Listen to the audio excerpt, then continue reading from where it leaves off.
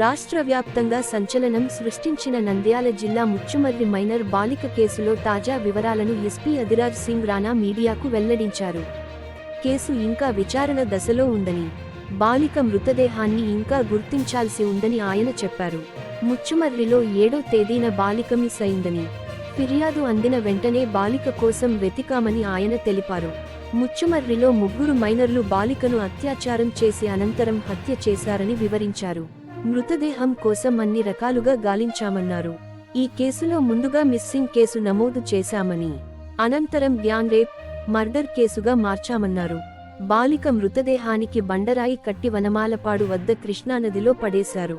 Gang rape కింద case నమోదు చేసి దర్యాప్తు చేపట్టాం. కేసులో ఉన్నవారిని అదుపులో తీసుకున్నాం. నిందితుల నుంచి స్టేట్మెంట్ రికార్డు చేశాం. విచారణ ఇంకా కొనసాగుతోంది.